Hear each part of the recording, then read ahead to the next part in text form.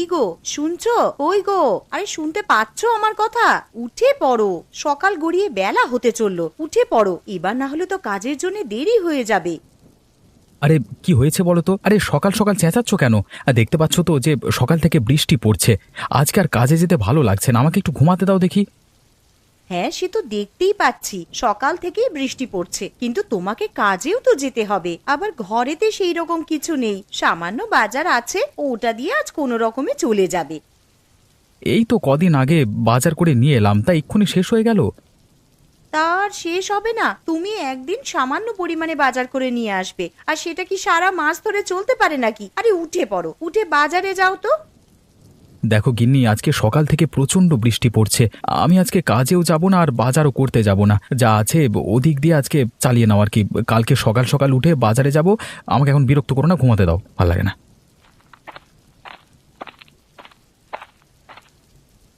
মা, ও মা, আমার প্রচন্ড খিদে পেয়েছে, কিছু খেতে দাও। এই তো সোনা, রান্নাঘরে কয়েকটা আলু ছিল, তাই দিয়ে আলুর তরকারি রান্না করতে বসিয়ে এসেছি। আর কিছুক্ষণ অপেক্ষা কর, তরকারি হয়ে গেলেই খেতে দিচ্ছি তোমাকে, কেমন? ঠিক আছে মা, তাহলে রান্নাঘরে গিয়ে বসে অপেক্ষা করি, তরকারি হলেই খেয়ে নেব। হ্যাঁ সোনা, তুই যা, গিয়ে আগে হাত পা ধুয়ে নে, তারপর রান্নাঘরে খেতে আসবি।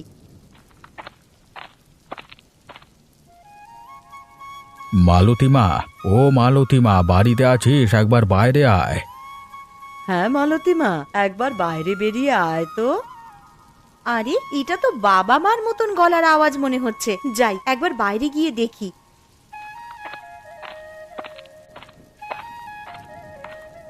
আরে তোমরা হঠাৎ করে আমাদের বাড়িতে চলে এলে, আবার এই ঝড় বৃষ্টির দিনে?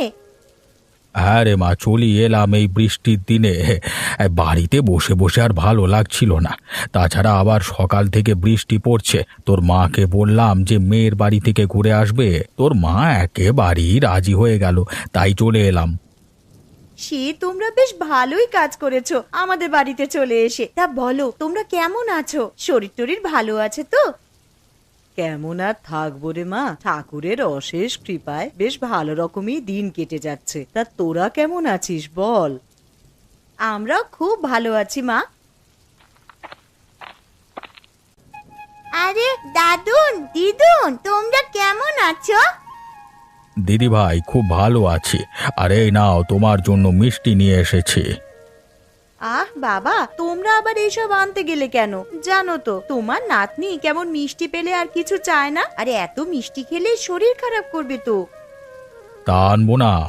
আমার 5টা নয়, 10টা নয়, একটা মাত্র নাতনি, তার জন্য তো এতটুকু করতেই পারি। আর কটা হাঁস এনেছি, আর এই থলের মধ্যে কিছু জিনিস আছে, ঘরে নিয়ে চলো। ও মা, তোমরা আবার হাঁস আনতে গেলে কেন গো? কেন রে, বিয়ের আগে তুই তো হাঁস পুষতে ভালোবাসতিস, তাই নিয়ে এলাম। ঠিক আছে ঠিক আছে, পরে কথা বলবো, তোমরা এখন ঘরে চলো, বাইরে প্রচন্ড বৃষ্টি পড়ছে।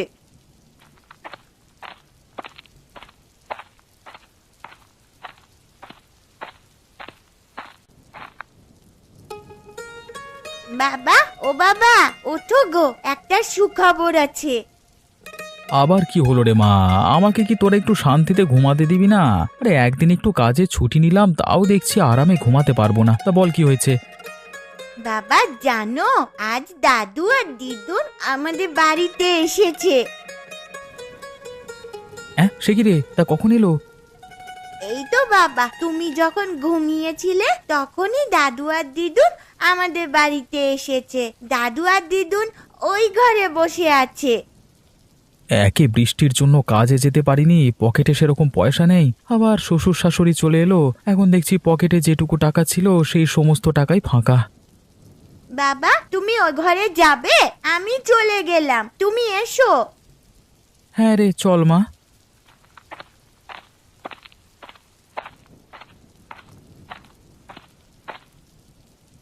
আরে এই তো জামাই চলে এসেছে। তা বাবা মা আপনারা কেমন আছেন বলুন? আর আসতে কোনো অসুবিধা হয়নি তো? না না জামাই বাবা, সেরকম কোনো অসুবিধা হয়নি। তা আপনারা যখন আমাদের বাড়িতে চলে এসেছেন, 1 সপ্তাহ না কাটিয়ে যেতে দেব না, কিন্তু না হলে আমি কিন্তু ছাড়বো না। হ্যাঁ, আচ্ছা বাবা, সে এখন দেখা যাবে।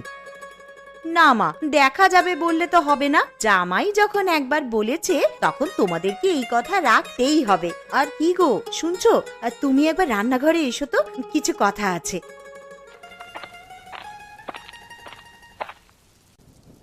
যাও, তোমার শ্বশুর শাশুড়ি এসেছে, তাদের জন্য দোকান থেকে কিছু বাজার করে নিয়ে এসো। বাড়িতে তো সেরকম ভালো মন্দ কিছুই নেই। আচ্ছা গিন্নি, তুমি তো জানো আমার পকেটের অবস্থা, দুদিন ধরে কাজে যাইনি। এখন তুমি কি করে বলছো যে ভালো মন্দ বাজার করে নিয়ে আসতে? দেখো, আমি অত শত কিছু জানতে চাই না, তুমি ভালো মন্দ কিছু বাজার করে নিয়ে আসবে, ব্যাস। এখন যে আমি কি করি, হাতে দুটো পয়সা নেই যে ভালো মন্দ বাজার করব। কি গো, কি ভাবছো? আগের মাসে তোমার বোনেরা যখন এসেছিল তখন তো বেশ ভালো মন্দ বাজার করেছিলে, তখন তো আমি কিছু বলিনি। এখন আমার মা বাবা এসেছে আর ভালো মন্দ বাজার করবার মতন টাকা তোমার কাছে নেই। ঠিক আছে, তুমি বরং বাজারের ব্যাগটা আর ছাতাটা নিয়ে এসো, আমি বাজারের দিকে যাচ্ছি। এই নাও ছাতা আর ব্যাগ, তাড়াতাড়ি বাজারের দিকে যাও তো।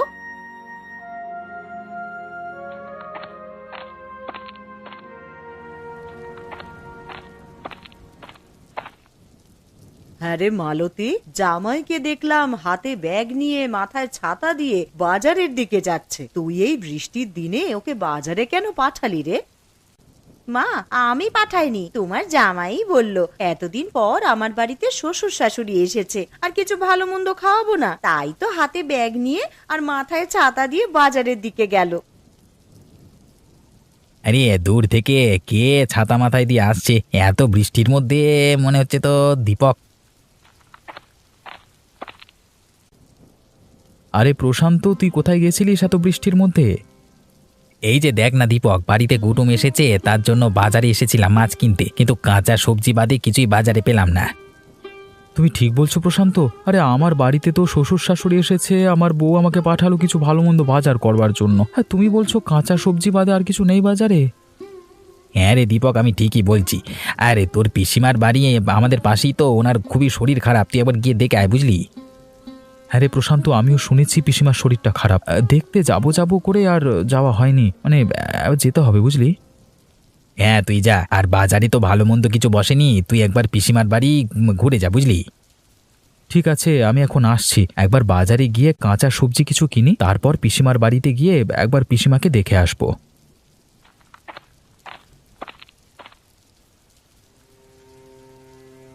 লোকটা কোথায় যে গেল? এত বেলা হয়ে গেল, ঘরেতে সেরকম কিছু ভালো মন্দ নেই যে রান্না করব। কি রে মা, কি এত চিন্তা করছিস? না মা, সেরকম কিছু নয়, আসলে বেলা হয়ে গেল তো, আর তোমার জামাইও তো সেই কখন বাজারে গেছে, এখনো বাড়িতে ফিরলো না। কি যে রান্না করব সেটাই ভাবছি। সে নিয়ে তুই অত চিন্তা করিস না, বাইরে এত বৃষ্টি পড়ছে দেখতেই তো পাচ্ছিস, হয়তো জামাই আমার বাজার করতে গিয়ে কোথাও আটকে গেছে এই বৃষ্টির জন্য। মা, তোমার জামাইকে আমি ভালো করেই জানি, দেখো গিয়ে হয়তো চায়ের দোকানে বসে বন্ধুদের সাথে আড্ডা দিচ্ছে। তাহলে মা, আজকে কি রান্না করব? বাড়িতে যা আছে তাই দিয়ে কিছু কর না একটা। বাড়িতে চাল ডাল আর আলু ছাড়া আর তো সেরকম কিছুই নেই। একটু ঝাল মশলা থাকলে, তুমি যে কটা হাঁস এনেছিলে তার মধ্যে থেকে একটা হাঁস রান্না করে খেতাম, কিন্তু সেই সমস্ত মশলাই তো নেই। এসব কথা ছাড় মা, তুই এখন যা আছে ওইগুলো দিয়েই দুপুরের জন্য কিছু একটা রান্না কর। আচ্ছা মা, ঠিক আছে, তুমি বরং বসার ঘরে গিয়ে একটু বিশ্রাম নাও, আমার রান্না হয়ে গেলেই তোমাদেরকে ডাকবো খাওয়ার জন্যে।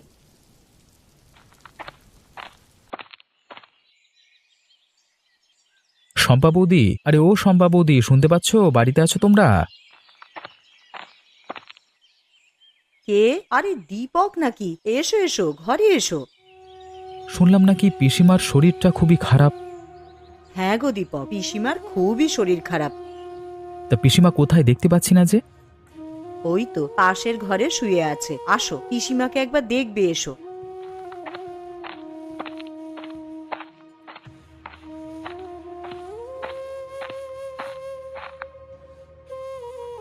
পিসিমা, ও পিসিমা, কেমন আছেন? কেমন আর থাকবো বাবা, উপরওয়ালা কবে যে আমাকে নিয়ে যাবে আমি সেইটার জন্যই শুধু অপেক্ষা করছি। এরকম কথা বলতে নেই পিসিমা। দেখো না দীপক, এই যেদিন থেকে শরীরটা একটু বেশি খারাপ হয়েছে সেদিন থেকে সমানে বলে যাচ্ছে যে কবে আমাকে নিয়ে যাবে ওপরওয়ালা।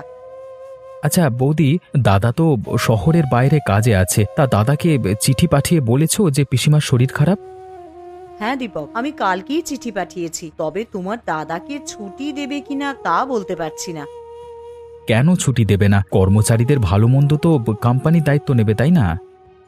আচ্ছা দীপক, একটা কথা বলবো, রাখবি? হ্যাঁ বলো পিসিমা।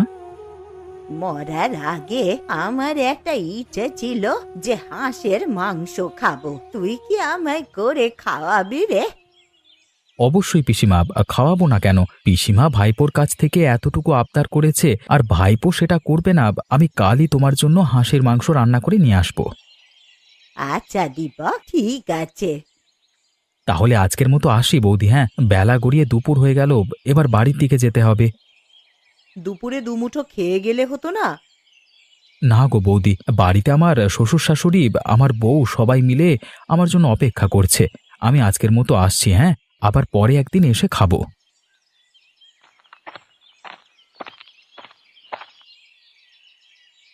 কই গো গিন্নি, আমি চলে এসেছি। এই নাও বাজারের ব্যাগটা নাও। এই যে মহারাজের আসার সময় হলো এতক্ষণে, তা বলি বাড়িতে কি রান্না হবে সে বিষয়ে আপনার কিছু হুঁশ ছিল? আরে গিন্নি, রাগ করছো কেন? আমি একবার পিসিমার বাড়িতে গেছিলাম। তা পিসিমার বাড়িতে হঠাৎ গেলে কেন? কি বলবো আর গিন্নি, বাজার করবার জন্য যখন ব্যাগ নিয়ে বাজারের দিকে যাচ্ছিলাম তখন প্রশান্তর সঙ্গে দেখা হলো। আর প্রশান্তই বলল যে তোর পিসিমা নাকি খুবই অসুস্থ, তাই একবার গেছিলাম ওনাদের বাড়ি আর কি।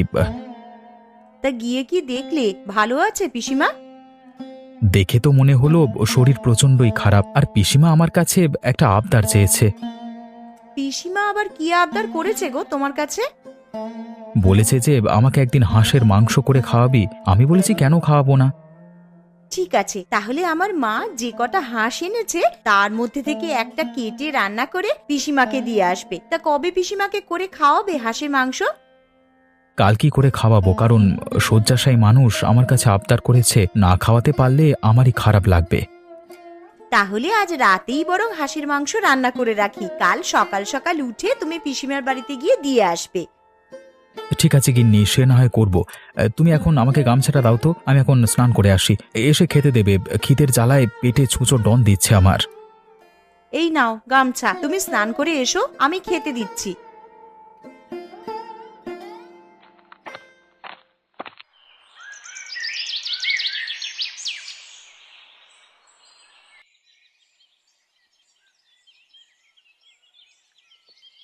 গিন্নি, তোমার মা আর বাবার খাওয়া হয়ে গেছে তো? হ্যাঁ গো, মা বাবার খাওয়া হয়ে গেছে, আর মেয়েটারও খাওয়া হয়ে গেছে। ওরা তিনজনে মিলে এখন ঘুমাচ্ছে। দীপক, আরে ও দীপক, আছিস নাকি বাবা ঘরে? আরে দেখো, তোমার নাম ধরে কে যেন বাইরে থেকে ডাকছে মনে হচ্ছে। আরে হ্যাঁ, তো এটা তো পিসিমার গলার স্বর বলে মনে হচ্ছে, কিন্তু উনি তো শয্যাশায়ী, উনি আমার বাড়িতে কি করে আসবেন? কিন্তু এটা তো পিসিমার গলার আওয়াজই মনে হচ্ছে গো। আচ্ছা চলো বাইরে গিয়েই দেখি। আরে পিসিমা, তুমি এখানে কি করে এলে? আরে তোমার তো প্রচন্ড শরীর খারাপ, তুমি তো দাঁড়াতে পর্যন্ত পারো না। আরে আমি পুরো সুস্থ হয়ে গেছি রে। কিন্তু আমি দুপুরবেলায় গিয়ে তো দেখলাম তুমি বিছানায় শুয়ে আছো, তো এখন কি করে ভালো হয়ে গেলে? সবই উপরওয়ালার ইচ্ছা রে বাবা। তা তুমি আমাদের বাড়িতে এলে বৌদি কিছু বলেনি তোমার? না না, কিছু বলেনি আমায়। তোমার বৌদি শুধু বলল যে সাবধানে যাবেন, আর দীপক হাঁসের মাংস খাওয়াবে বলল, তাই আর লোভ সামলাতে না পেরে চলেই এলাম। তা আপনার ভাইপো তো কালকেই আপনার বাড়িতে মাংস রান্না করে দিয়ে আসতো। কালকে যদি আমি আর না থাকি তাহলে তো আমার আর শেষ আশা পূর্ণ হবে না, তাই চলে এলাম আর কি। আর এসেছি যখন, আমি নিজের হাতেই তোমাদেরকে রান্না করে খাওয়াবো। এ তো খুব ভালো খবর। তা পিসিমা, তুমি রান্না করতে পারবে তো? কেন পারবো না রে, মালতী তো আছে, ও আমাকে একটু সাহায্য করে দেবে। চলুন পিসিমা, তাহলে রান্নাঘরের দিকে যাই। আপনি আর আমি মিলে হাতে হাত লাগিয়ে হাঁসের মাংসটা করে নিই বরং। হ্যাঁ বৌমা, চলো।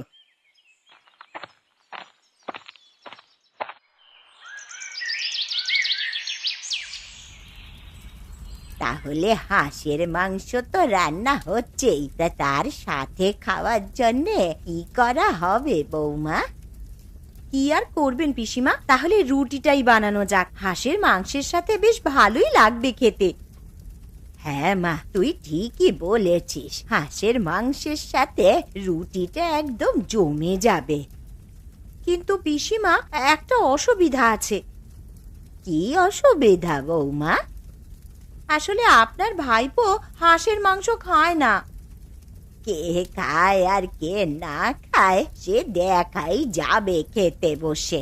এখন রান্নাটা আগে করে নি।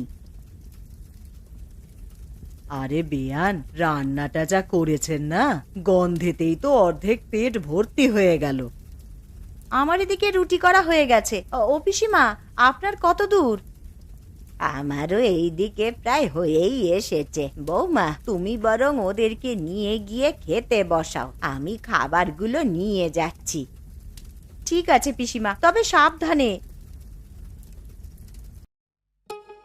কিন্তু আমার জন্য আলাদা করে কিছু তরকারি করনি?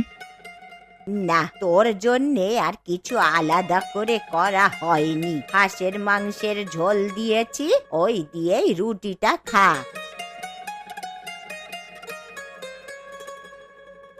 এ কি পিসিমা, এ তো দেখছি হাঁসের মাংসের প্রচুর স্বাদ। আমি আগে জানলে এই মাংস ছাড়া আর কিছুই খেতাম না। সত্যি পিসিমা, তোমার হাতে জাদু আছে বলতে হবে। বলেছিলাম না বৌমা, কে খায় আর খায় না সেটা তুমি দেখে নেবে। সত্যি পিসিমা, আপনার হাতে জাদু আছে। যে কিনা হাঁসের মাংস ছুঁয়েই দেখতো না, তার কিনা এখন হাঁসের মাংস ছাড়া আর কিছুই খেতে ভালো লাগছে না। তাহলে পিসিমা, এখন তো রাত হয়ে গেছে, আর এখন বাড়িও যেতে পারবে না, কালকে সকালেই যেও। ঠিক আছে বাছা, আজ তোদের বাড়িতে থেকে কাল সকাল সকাল আমি বাড়ি চলে যাব।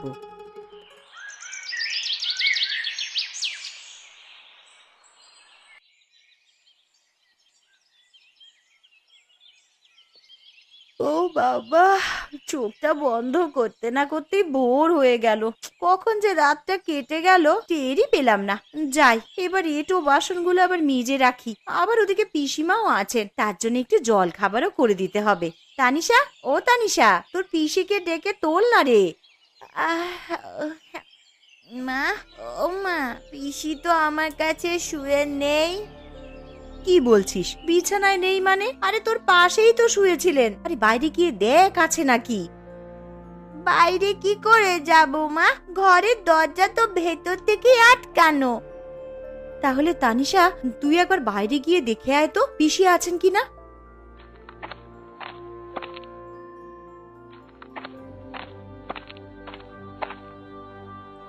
মা, পুকুর ঘাট আমবাগান সবই তো দেখে এলাম, কই পিসিকে তো দেখতে পেলাম না। কি গো, শুনছো? আরে কই গো, তাড়াতাড়ি ওঠো, পিসি কোথায় যেন চলে গেছে, ঘরে নেই। তুমি গিয়ে একটু দেখো না। চলে গেছে মানে? কোথায় আবার যাবে? ঘরের দরজা তো ভেতর থেকেই বন্ধ ছিল, পিসি দরজা দিয়ে বের হবে কি করে? এ কি সর্বনাশ হলো আমার! কই গো, তুমি একবার পিসিমাদের বাড়িতে গিয়ে দেখে এসো না, উনি বাড়ি চলে গেছেন কিনা। হ্যাঁ হ্যাঁ, তুমি ঠিকই বলেছ, আমি একবার পিসির বাড়িতে গিয়ে দেখে আসি। আরে দূর থেকে ওটা কে যেন এদিকে আসছে, দেখে তো মনে হচ্ছে প্রশান্ত। যাই, একটু সামনে গিয়ে দেখি।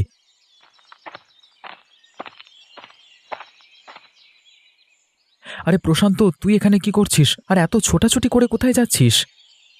এই তো দীপক, তোদের বাড়িতেই যাচ্ছিলাম ছোটাছুটি করে। কেন রে প্রশান্ত, কি হয়েছে? আমাদের বাড়িতে আবার ছোটাছুটি করে যাবার কি আছে? আর তুই এত হাঁপাচ্ছিস কেন? দেখ না দীপক, কালকে বিকেলে তোর পিসিমা মারা গেছে। এ কি বলছিস তুই প্রশান্ত? এমনটা হতেই পারে না।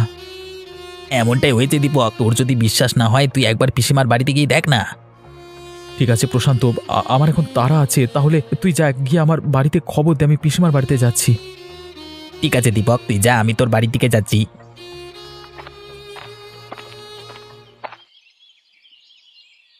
এ কি, বাড়ির সামনে এত ভিড় কেন? তাহলে প্রশান্ত যেটা বলেছে সেটা কি সত্যি?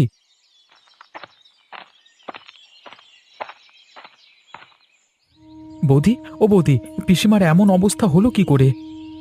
দেখো না দীপক, কাল সন্ধ্যায় তোমার পিসিমা মারা যান। তোমাকে যে একটিবার সংবাদ দিব, বাড়িতে তো কেউই নেই, কাকে পাঠাবো বলো তোমার কাছে? কালকে সন্ধে মারা গেছে বৌদি, তুমি ঠিক বলছো তো? হ্যাঁ গো দীপক, সন্ধেবেলায় মা চোখ বুঝলেন। দুপুরবেলা একটু সুস্থ হয়েছিলেন বটে, উঠে বসলেন আর বললেন তোমাদেরকে নিজের হাতে হাঁসের মাংস রান্না করে খাওয়াবে। কে জানতো বলো, জীবনবাতি নিভে যাওয়ার আগে একবার জ্বলে উঠেছিল। আর আজকে সকাল হতেই তোমার বন্ধু প্রশান্তকে বললাম যে একবার দীপকদের বাড়িতে গিয়ে খবর দিয়ে এসো। যদি সন্ধেবেলাতেই পিসিমা মারা যায়, তাহলে কালকে আমাদের বাড়িতে পিসি হাঁসের মাংস খেতে যায়নি, তাহলে কে গিয়েছিল? হয়তো পিসিমার আত্মা তার শেষ আশাটা পূরণ করতে গিয়েছিল।